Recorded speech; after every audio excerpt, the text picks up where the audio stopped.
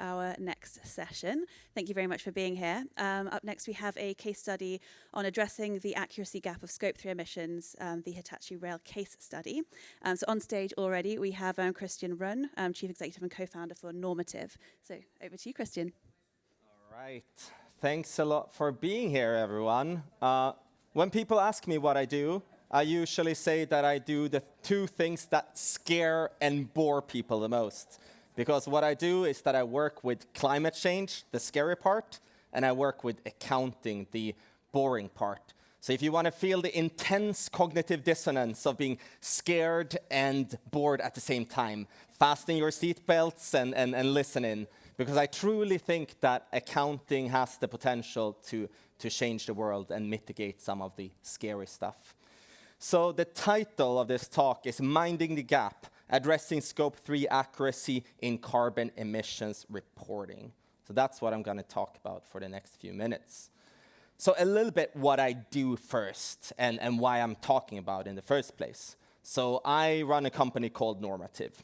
So we deliver accurate and comprehensive carbon calculations, carbon accounting through Scope 1, 2, and 3. Basically your own operations and also in the value chain. And we work with several hundreds of businesses and thousands of businesses in those companies' value chains. So we have a grand mission, which is to make known and reduce the sustainability impact of all economic activities on the planet. And I want to tell you a little bit about why this is important. I don't know, now it's sort of moving around a little bit. But anyways, the world really needs exponential climate action.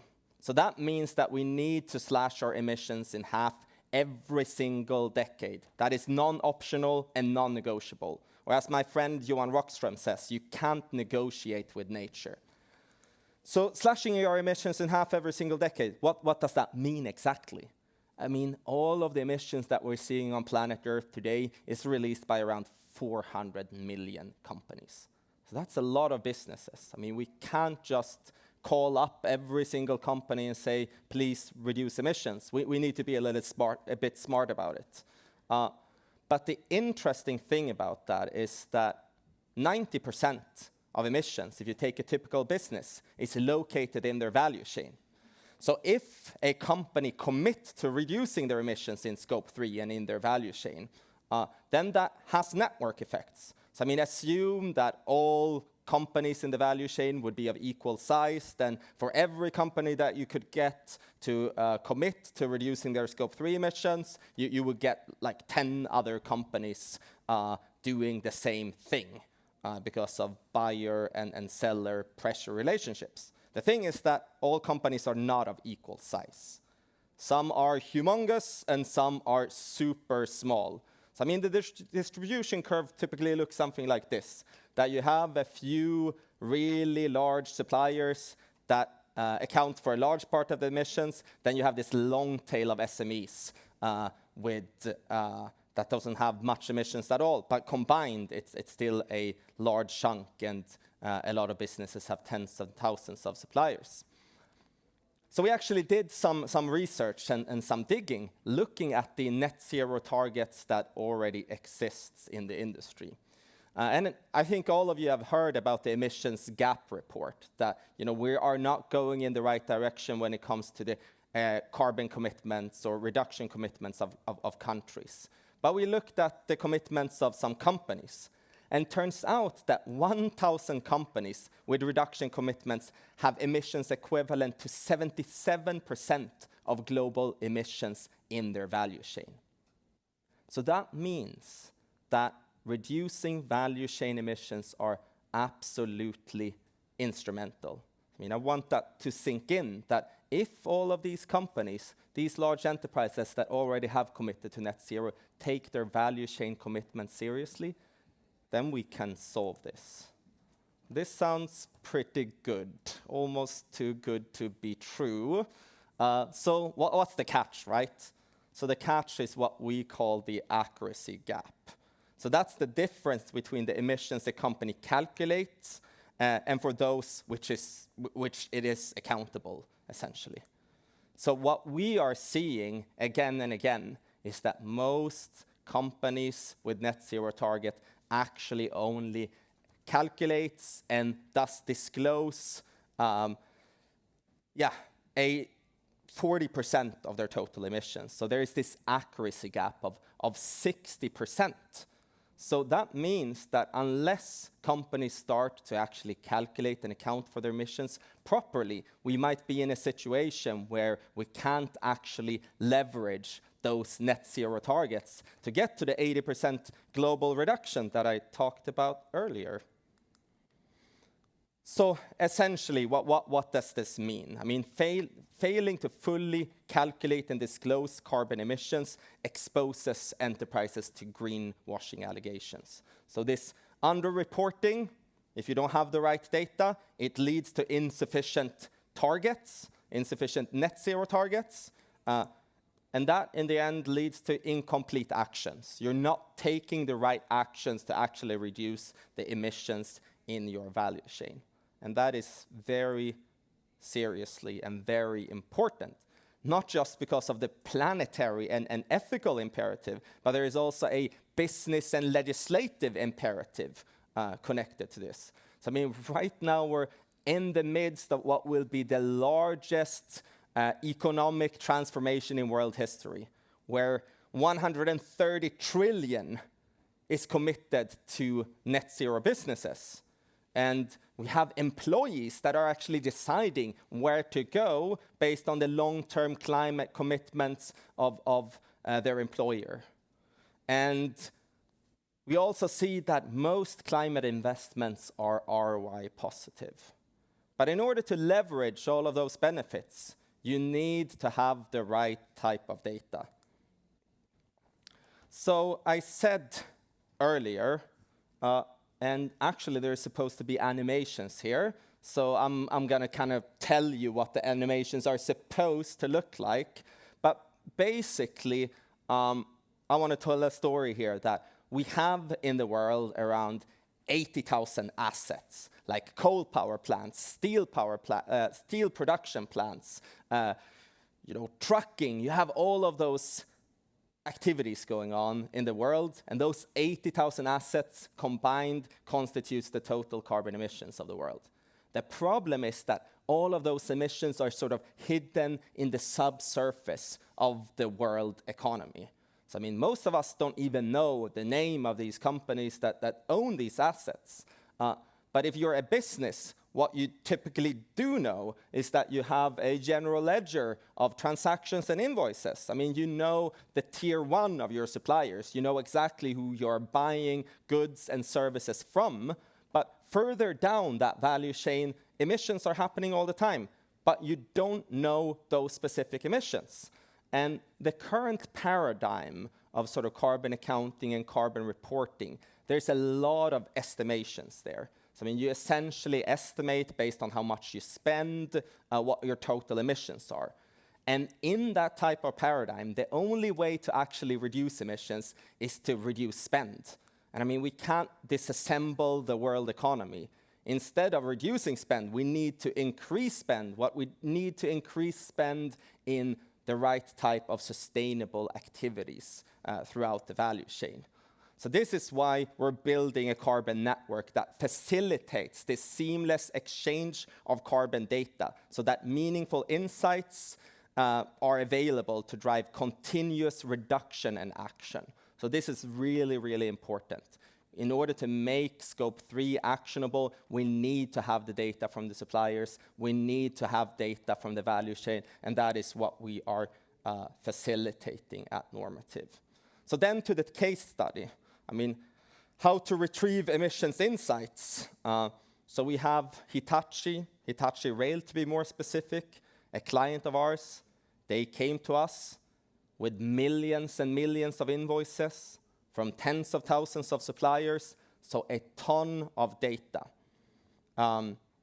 And they have a highly manual procurement process. And they came to us and they wanted to know what are the emissions of all of this spend so that we can take action on it and reduce our value chain-based emissions and Scope 3 emissions. So together, we retrieved a granular emissions profile and yielded some insights for them. So for instance, one of the things that we found out is that we had a 9-time increase in higher scope 3 emissions than what they have manually calculated in the past. And that's because we had this integrated approach into the general ledger. We analyzed every single invoice, every single activity, every single supplier. And that is absolutely critical. So that sort of, again, strengthens that message of there is typically an accuracy gap out there for a lot of businesses. And if you don't get the data, you can't reduce. And instead of doing this in months, because it would take months to manually go through millions of invoices, we managed to do it all in 2 weeks with a normative platform.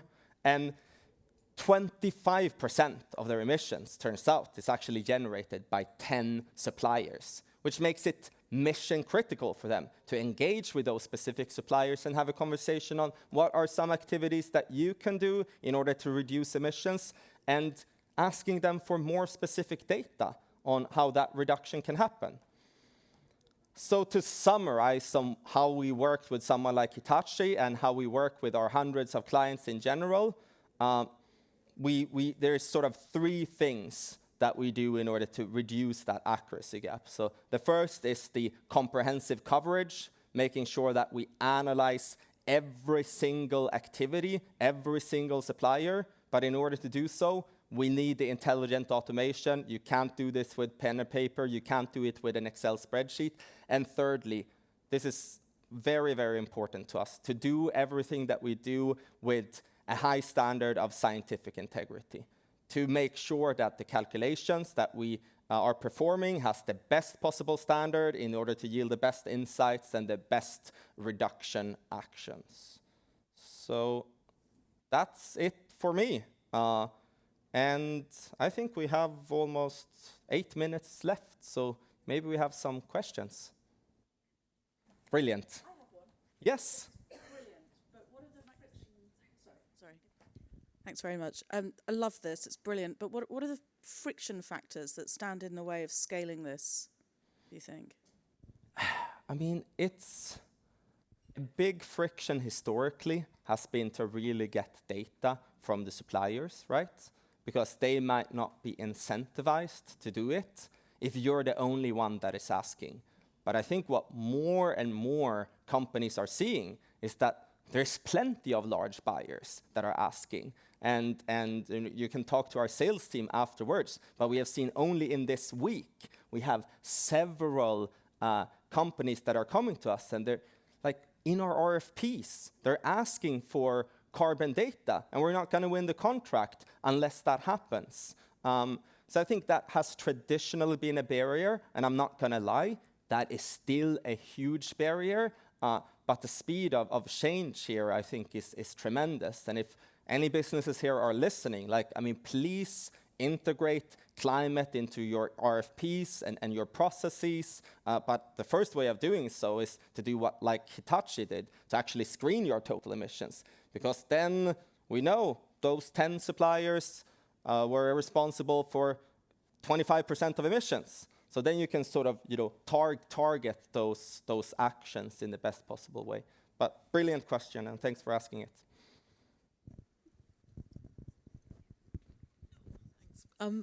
Are those suppliers anxious about handing you their data? Sorry, can you repeat that? Are they that? anxious about handing you their data?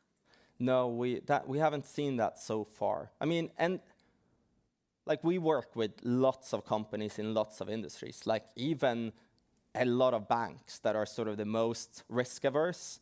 And there might be some anxiousness, but I think it's good that we're riding on this wave of digitization. I mean, most companies are used to actually having most of the data in their cloud. They already have all of their data inside of their, cloud storage providers, whether or not they might be Google or Azure or inside of SAP.